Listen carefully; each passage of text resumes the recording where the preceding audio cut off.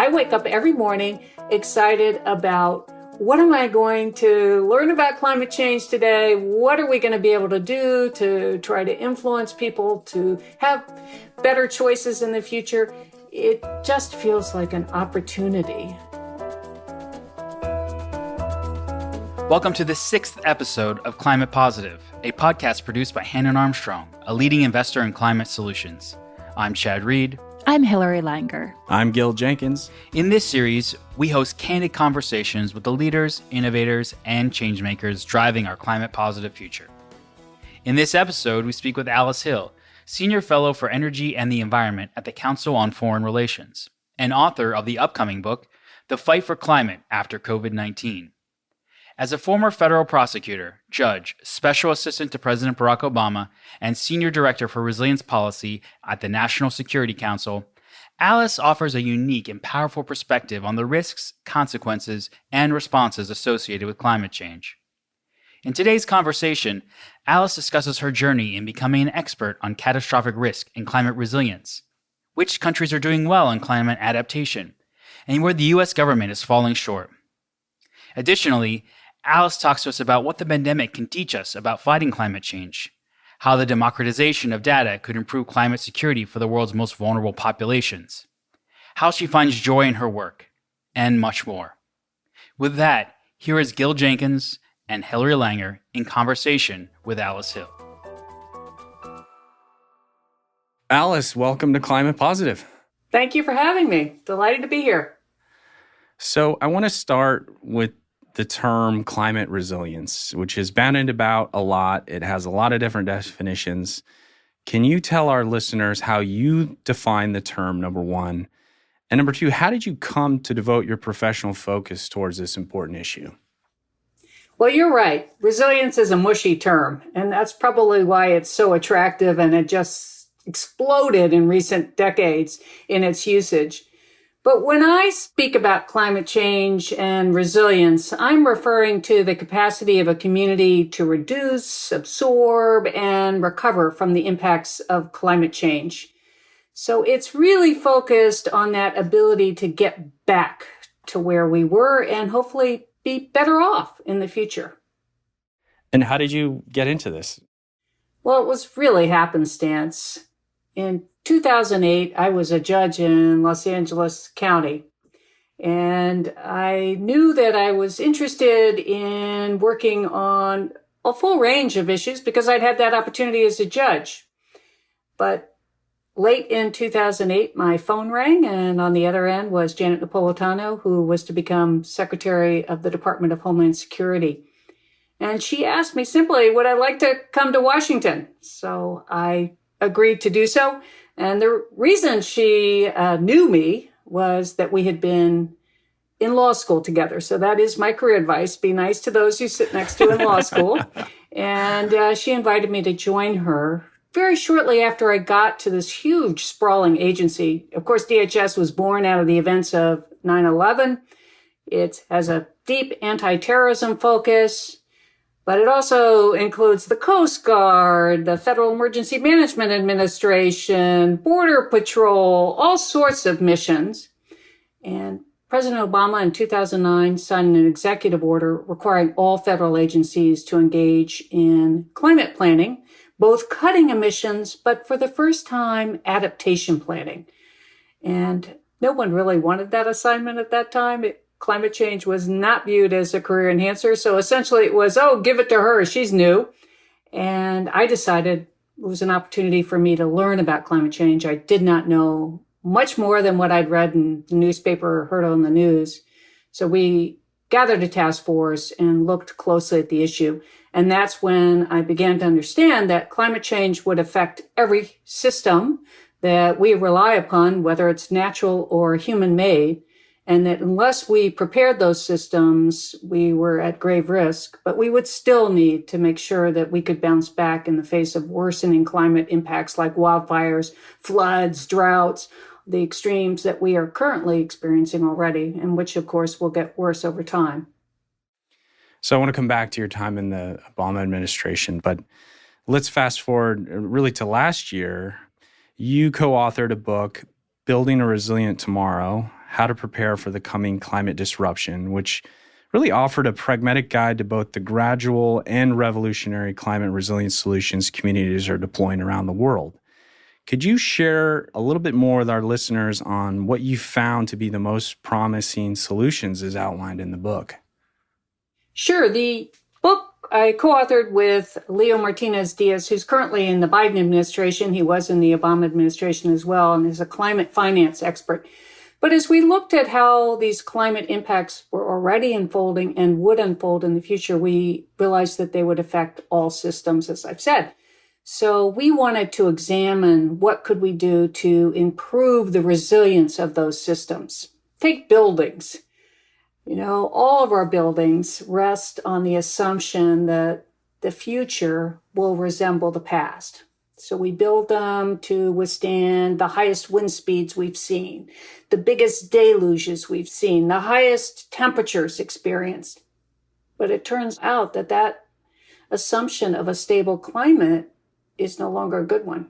The climate that we've had is not our climate going forward. And if we keep building as we have, those structures will fail. And that's what we're already seeing happen across the globe. So we need to rethink, how do we construct stronger buildings that will perform in the face of these damaging events? And do we build in the same places that we built in the past? I mean, they may be, and probably some of them will be, at risk of severe flooding from either sea level rise, storm surge, riverine flooding from these extreme rain events that emergency managers call rain bombs because so much rain falls at once. These are new experiences for us, and what we have can't hold up.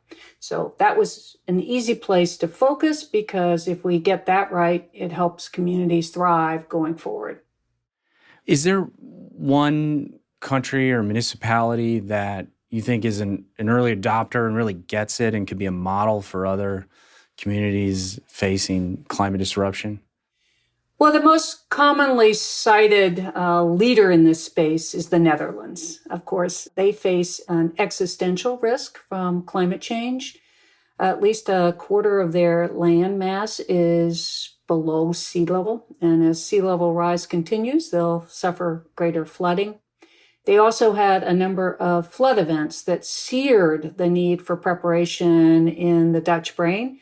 In 1953, a nighttime flood killed many thousands in their sleep. And then in the 1990s, there were more severe flooding. And now, I believe it's in February of every year, the nation recognizes the Water Emergency Day so that everyone can think about water preparedness. So the Netherlands plans for the 1 in 10,000 year flood. In the United States, we're at the 1 in 100 year flood. And with both of those measures, of course, it's changing because big flood events are becoming more frequent. But 1 in 10,000 years gives you a lot of buffer against a catastrophic event that would harm you. They also have embraced deeply inclusive planning, and the Dutch have embraced adaptive planning. So they build a dike or a seawall at a certain level with plans that it could be heightened or improved as conditions worsen if they go beyond the current expectations of what will occur in the near future. Your book also, I think, talked about actions individuals can take to manage the consequences of climate change and build more resilient households. Could you share in your research what are the sort of top actions that individuals can take? One of the number one risks that we should all be thinking about is, what is the risk our families face?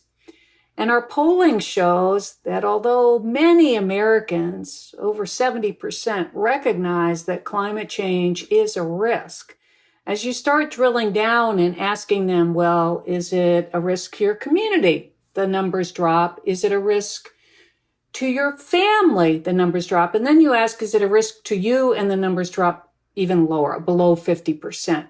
And that shows you that we're all optimists. We need optimism to survive. But that optimism is hurting us in terms of understanding what is our wildfire risk if we're living in this wildland-urban interface, which is where we all like to live. If we don't like to live next to the water, we like to live in and near forests.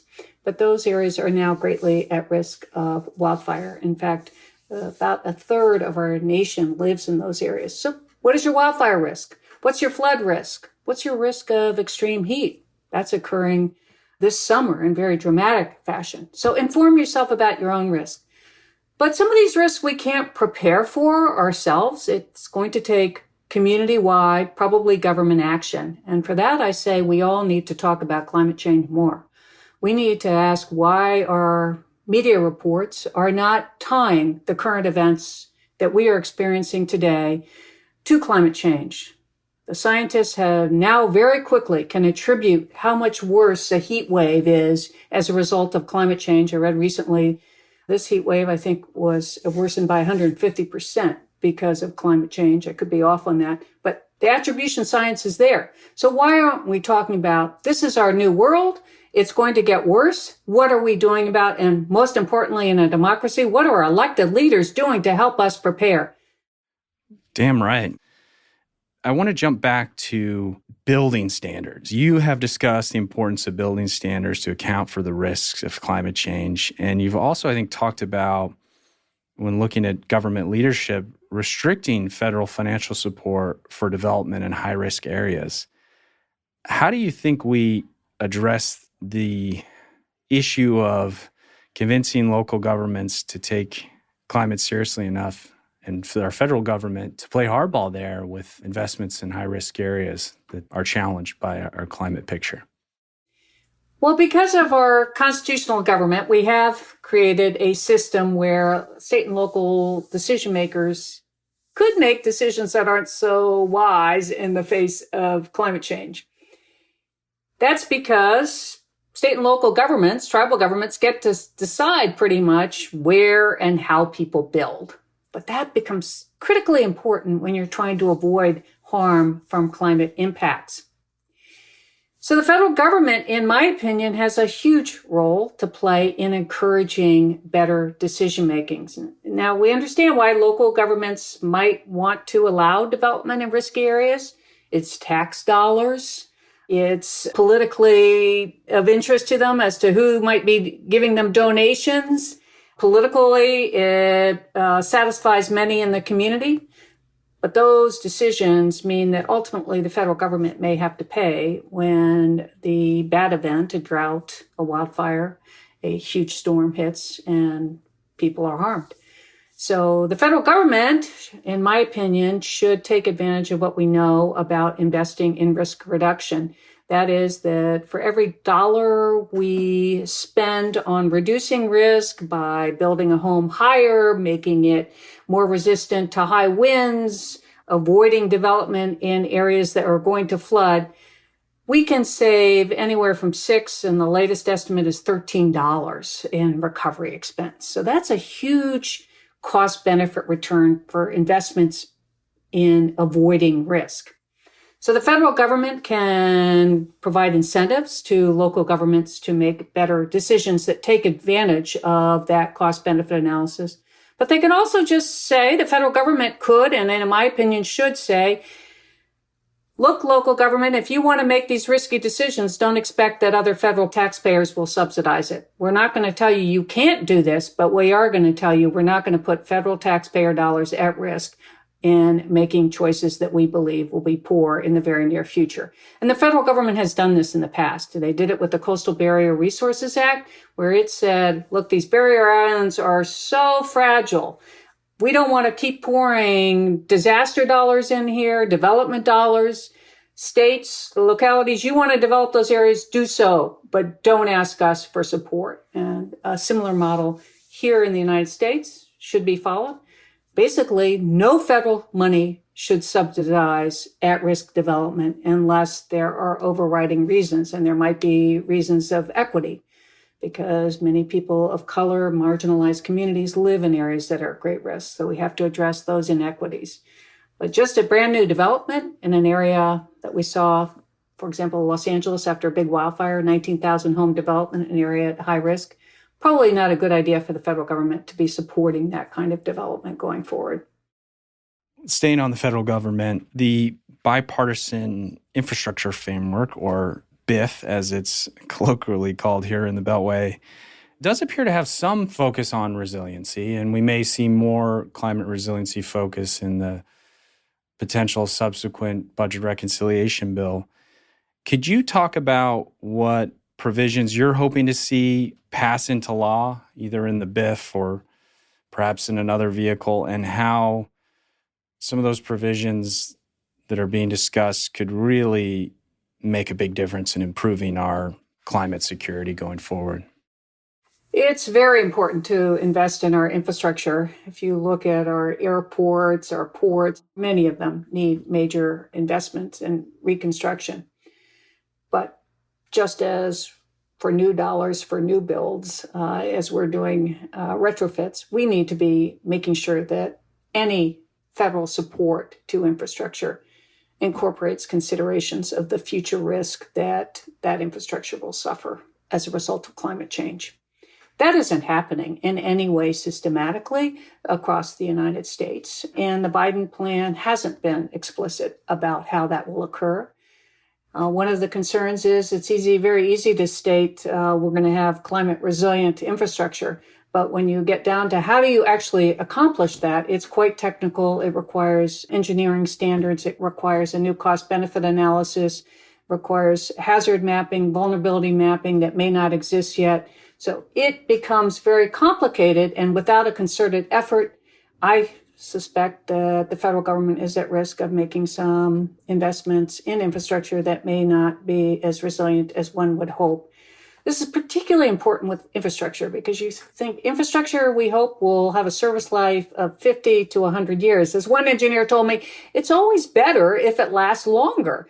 And if we're not thinking about the kinds of impacts that infrastructure will suffer either operationally or really damage to the structure itself in the future, and planning for those, whether we're going to make adjustments along the way or we build it really strongly right now, we are at risk of pouring money literally down the drain.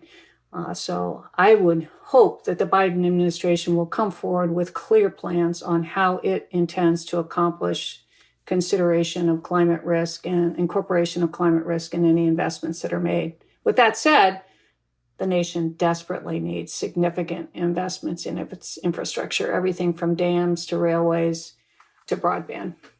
Our grid, too, of course. Well, I think the grid is probably the most important place to start because everything depends on electricity now, and we are seeing very dramatic instances that have highlighted how ill-prepared our utilities are for the types of extremes we're experiencing now, much less those in the future.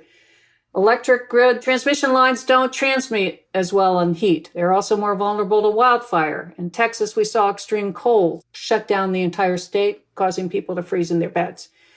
We need an electric grid that's responsive and can handle these types of events and can, for example, keep people warm in the winter and keep them cool in the summer. We don't have a grid that can do that yet. Let's put a little bit of an international lens on this discussion. You wrote an article for Nature last month where you said, quote, high-income nations can jumpstart the science of practical climate predictions, as they did with the vaccine development for COVID. Although the need is especially great in low-income countries, it's time to apply science to develop local solutions to the global climate crisis. Can you expand on that a bit? One of the things that I discovered in writing my new book, The Fight for Climate After COVID-19, is just how patchwork our system of data is. You know, we're awash in data right now. This is the era, the golden age of data.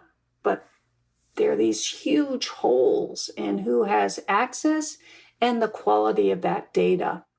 It's really a case of the haves and have-nots. And if you're wealthy, you can either go out and retain a consulting firm or a modeling firm to help you get the data that you need to make your determinations. But for the vast majority of the world, that data is simply not available in an accessible, usable format. And I'll just give Africa as an example. Of course, accurate weather forecasts are very important for farmers, for those who are depending on soil or agriculture for their livelihoods. But meteorologists need precise weather measurements about local conditions like humidity, precipitation, the barometric pressure in order to produce those. And those types of measurements are not widely available yet in Africa. And then when you get to creating weather models or climate models, if you don't have that kind of data, it's difficult to create accurate modeling that will inform decisions about future risk. As one atmospheric scientist in Mozambique put it, garbage in, garbage out. So those countries are really vulnerable. And I'll just say that a small NGO, Climate Central, took a close look at this recently in terms of sea level rise. And they knew that our models show how much the seas will rise, but they didn't match up with how high is the land. And those two calculations determine how many people are at risk of flooding. So using machine learning and a new elevation model, they determined that by mid-century, 2050, sea level rise will push average annual coastal floods in many areas of the world higher than the land that now is home to 300 million people. I mean, we're going to have mass migration, but we can't even tell those people now really the land you're living on right now may not be here, and we need to help you find other places to live and thrive. So there are enormous gaps that need to be closed when it comes to data. Alice, in your new book that's coming out this September, The Fight for Climate After COVID-19, you discuss how the pandemic highlights the need to ramp up resilience on a global scale. What lessons do you hope people take from COVID and apply to climate moving forward, in addition to good data? I hope that our collective experience with this catastrophic risk that is the pandemic will help jumpstart our concern about preparing for the risk of climate change. Climate change is coming. It has already announced some of what could occur, but it will get worse. And it will get worse even if we cut our emissions to zero tomorrow, just because of the delayed effect in the atmosphere of the accumulation of greenhouse gas emissions. But what we've learned from the pandemic tells us we need to plan across borders. You can't solve climate change risks by simply planning within the jurisdictional boundaries that humans have so carefully crafted for thousands of years. You need to be able to plan across borders. You need to prepare in advance. That will include stockpiling. We saw that our supply chains were highly vulnerable during the pandemic. They're really thin, just in time. And when there's a break, that means that break cascades throughout the economy. So nations need to stockpile. They need to plan regionally, and there's solutions there. We also need to have far greater focus on having better outcomes for the most vulnerable. One of the more surprising things that I learned writing this second book is how the impacts of climate change fall so unevenly based on gender. I'm glad you raised that. Can you elaborate? Sure. And this was just researching how destabilizing a catastrophic event can be for a community. If the government fails, then we can have bad actors move in and we see all sorts of negative behavior. So I was researching Cyclone Bola, which occurred in the 1970s. And as a result of that, Pakistan split and the nation of Bangladesh was born in the aftermath of that cyclone, which killed over 500,000 people. But when you looked at who was killed, it was much larger percentage of women. And then starting to think, why are more women killed during natural disasters? For one thing, they don't have the physical strength to climb trees, and that was very important in the Bola disasters.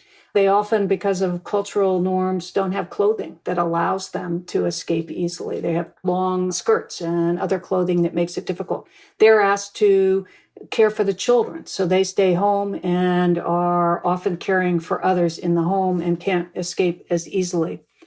When you look at other disasters beyond Ebola, the statistics have improved. More women survive, but consider a drought.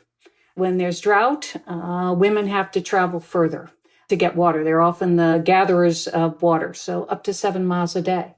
When there's a shortage of food, the food goes first to the male, then to the sons, and last to the girls. When the goat is killed in the disaster or the crop is destroyed by the locusts, it's the girl that gets pulled out of school because there's no income to pay for the girls to attend school. So I was very surprised how gender was determinative of outcomes. And I think that as we go forward, we need to pay far greater attention. The global sustainability goals do focus on gender, and it's important if we are to have equitable outcomes in the face of growing disasters. What about in America? How do you address gender and climate resiliency in America? Well, I think we have a similar problem. We have a lot of single mothers in the United States who may not have the adequate funds to evacuate.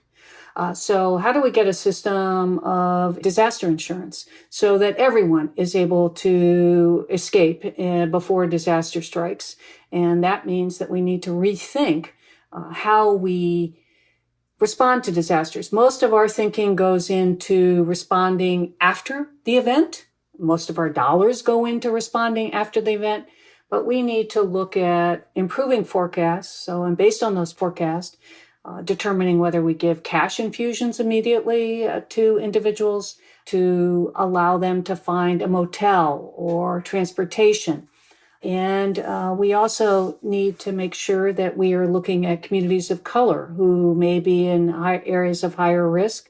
And then the women in communities in color, if they're tending for small children, may be at higher risk as well. So throughout all of our work in disaster preparedness, equity has to be one of the primary lenses. We need to make sure that everyone has access to what they need to survive these events. COVID has been challenging for almost everyone, even people like us who have been able to work remotely. How did you find writing a book about COVID and climate change in the height of the pandemic? What was that like personally? It was actually quite rewarding. I enjoy research and writing. I appreciated the opportunity to remove myself from the trauma of the pandemic as it unfolded to focus deeply on this topic. It was also very interesting to be watching the media reports through the lens of what can we learn from this event that could inform the outcomes for climate change. And that gave me a way of thinking about the pandemic that was less threatening personally, because it was a bit more abstract and trying to analyze it as a problem versus knowing that it's a personal crisis for everyone, my family, everyone. It kept me a bit removed. I spent the entire pandemic writing, researching, and getting up every morning and doing that. So in many ways, it was a blessing. And as you've said, I was very fortunate that I had a job that allowed me to do that, because it meant I kept the terror of it somewhat at bay. One quick follow-up there. At what point did you become disheartened by the connection that we can't even get people to wear masks for public health?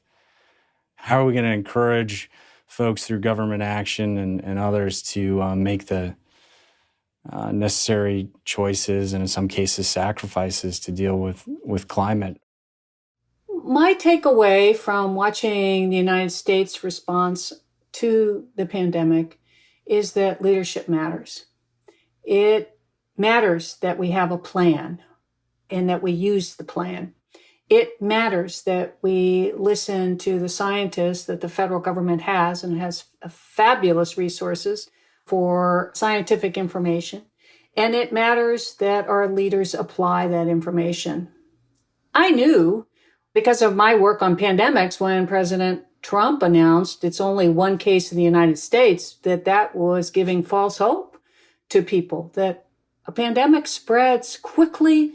It spreads silently until the others fall sick. Meanwhile, if you watch South Korea mobilized like an army very quickly, had contact tracing, copied Starbucks, and having drive-through testing. It committed itself to making sure it contained the problem from the get-go. And that was probably in part because South Korea had suffered prior outbreaks of MERS and SARS, which had motivated even further planning to prepare for pandemics. So my takeaway was, in all of these events, leadership will still matter.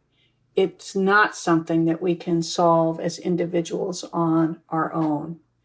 And one of the questions for those of us in democracies is, how can we lead effectively to make sure that we are having the outcomes that we need to have as a nation to continue to succeed and be economically prosperous, as well as ensure public health and keep our citizens secure.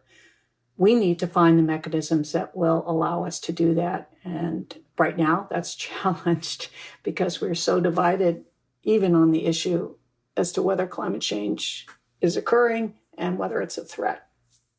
Did you find any reason for optimism about climate change based on the COVID pandemic? Yes, we saw some nations respond extremely well. We learned that many nations could turn on a dime to help their citizenry in very dramatic ways, pouring out huge stimulus packages that allowed citizens to maintain their footing and regain their footing if they slipped. Those lessons can be applied to strengthen our safety nets when it comes to preparing for climate change. We need to think about programs that allow some people greater access to resources so that they can better prepare themselves in advance for these events. So I think there were huge lessons that came across from the pandemic, some things to avoid, but also some things to emulate as we make the difficult choices about the best ways to prepare. Throughout your career, you have focused on very heavy topics. How do you keep from getting discouraged when thinking about climate change day in and day out? Rarely do I feel discouraged. I think it's because I feel so passionate about the opportunities. And there probably is a big reason in my personal history for why I feel so excited about this. One of the things that frustrated me as a judge is that you get a case and you've got a problem, you want to solve it, but I can recall many times talking to the lawyers and saying, well, what if we did it this way? Oh, no, Judge, they would say, you can't do it that way. We tried, it doesn't work. Well, what if we tried this? Oh, no, the law says you can't do that. With climate change, I suppose sadly, we've done nothing, essentially. I mean, we are so at the beginning that any idea is a good idea.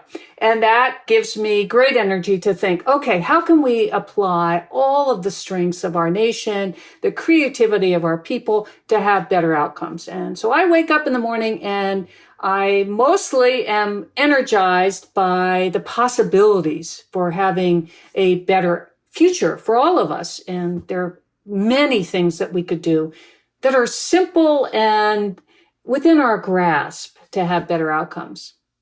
I will confess that recently there was one piece of news that set me back for a few days, and I really had to think. I am suffering from worry about climate change, and that was that last year we had this castor fire, and it burned in our sequoia areas where the sequoias grow. The sequoias are, of course, these trees that are the largest living thing on Earth. Some of them are 3,000 years old. They're clearly adapted to fire because fire has gone through those areas in the past 3,000 years. But as a result of just one fire, we lost 10% of our sequoia trees. They didn't survive the fire. And I have spent so many days with my family in Sequoia National Park, enjoying those trees and just feeling their strength. And they give you perspective on the wonderful world that we live in. But to hear that those could be damaged by one fire set me back and made me realize that we need to urgently let everyone know that we need to cut our emissions and think seriously about how we can be better prepared, because the type of impacts that we will see and have already begun to see are unmanageable. So without immediate action, we're going to have sadder tales, and none of us want that. We really want to find those ways to thrive going forward. When we've spoken before, you've told a story about how a minister helped you express the joy you find in climate work. Would you share that story with our listeners? Yes, I was a part of a group run out of Yale University. It's called the Op-Ed Project, and we got together periodically, those of us who write and speak on climate change. An evangelical minister, a young man, shared something that resonated so deeply with me. He said he found joy in this work, and that was the first person I'd ever heard say that out loud. And I thought, I feel joy in this work.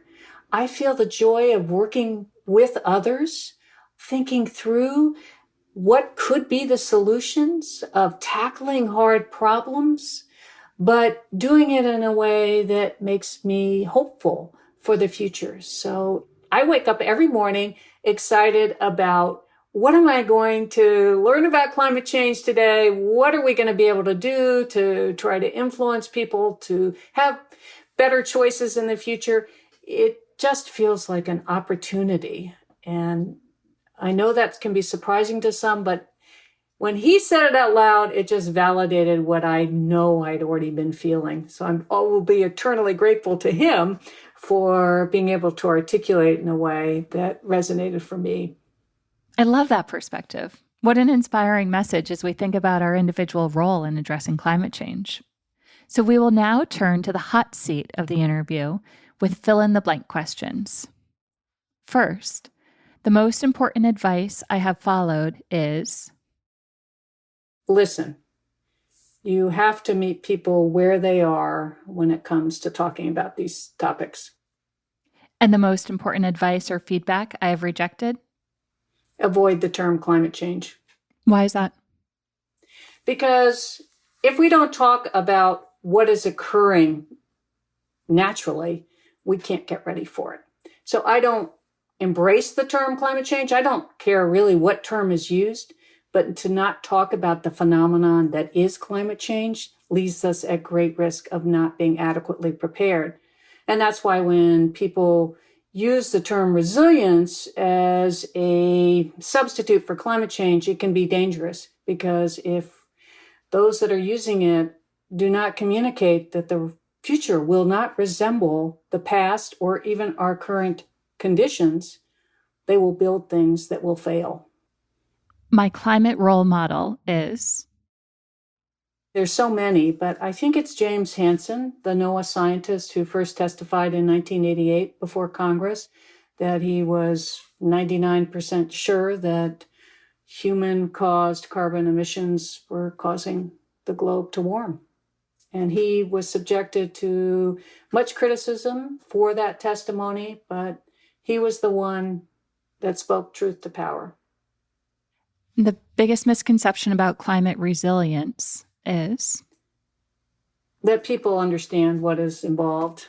It's very easy to say climate resilience, but it's an issue that requires deep thinking and calls on an interdisciplinary approach that draws upon expertise from many different fields.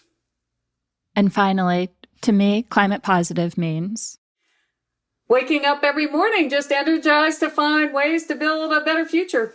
That's great. Alice, thank you so much for taking the time to talk with us. It's been an absolute pleasure. I love your energy and enthusiasm, and we're so grateful for all of the work that you're doing. Well, thank you. What a pleasure to join you today. What an honor. Thank you. Thank you, Alice. Climate Positive is produced by Hannon Armstrong and David Benjamin Sound. If you like what you heard today, please share the show with your friends and leave us a comment and rating on our show page. You can send us show and guest suggestions by tweeting at us at Hannon Armstrong or reach us via email at climatepositive@hannonarmstrong.com. I'm Chad Reed, and this is Climate Positive.